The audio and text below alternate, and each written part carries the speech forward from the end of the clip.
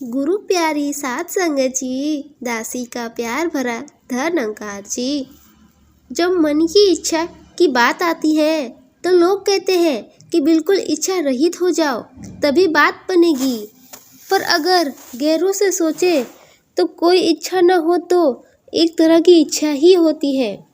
अगर कहीं ऊंच नीच, जाति पाति का, रंग नस्ल आदि किसी तरह के भेदभाव हैं और उसके कारण ही हम अगर किसी से नफरत करने का कारण ढूंढ रहे हैं तो इसमें नुकसान हमारा ही है, क्योंकि परमात्मा ने तो सभी को एक समान ही बनाया है। सभी के अंदर तत्व भी है, एक जैसे लगे हैं। शक्ल भी देखें तो आँख, नाक, कान, मुंह, हर शरीर में सभी एक समान ही कार्य कर रहे हैं। हम अपने इंसान में फर्क करने का कारण ढूंढ लिया है कि वो उस प्रांत का है, उस देश का है, उस तरह का खाना खाता है, उस तरह की बोली भाषा बोलता है।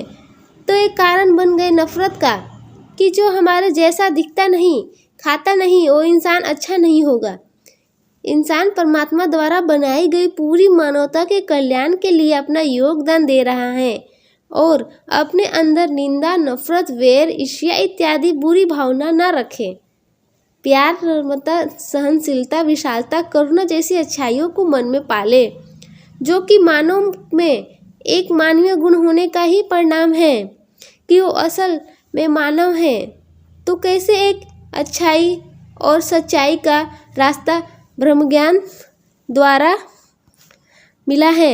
इस निराकार के एहसास में रंग के जो भी हमारा फिर रास्ता होगा।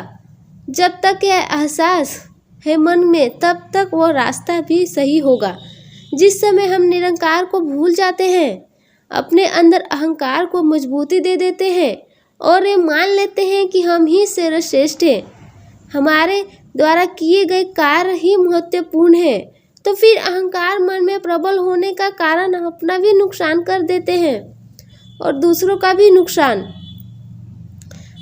अक्सर स्वयं को आगे बढ़ाने की बात आती है तो सेवा करते करते अगर हमें लगता है कि हम अगर कोई कार्य करें तो दूसरों को बता दे कि हमने इतना सारा दान कर रहे हैं, हम इतना महान काम कर रहे हैं, हम इतनी जिंदगियों में अच्छाई डाल रहे हैं, तो फिर समझो कि वो सेवा भी एक दिखावे की सेवा ही हो गई।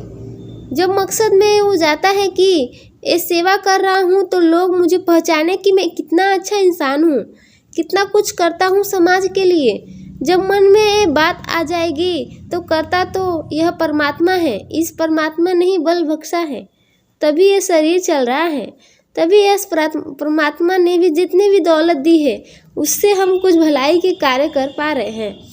इस परमात्मा ने जितनी बुद्धि दी है उसी के द्वारा हम सभी सोच पा रहे हैं। जब हर काम का श्रेय इस परमात्मा को दिया जाता है, खुद को उस स्थिति से निकाल के परमात्मा चाहता है कि कार्य किसी और से भी करवा सकता है था। फिर अगर इसने एक घट चुना तो इससे हमें स्वयं श्रेय लेने की कोई बात ही नहीं है। जब ये परमात्मा का कार्य है तो परमात्मा ने तो किसी से करवा लेना है। जब मन में ऐसे भाव आते हैं तो फिर जीवन में बहुत ही नम्रता वाला जीवन होता है।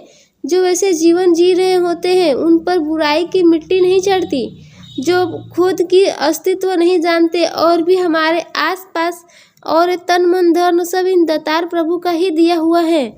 जब इसकी वस्तु इसी को सौंपते हैं तो फिर अपना तो कुछ ही नहीं बचा।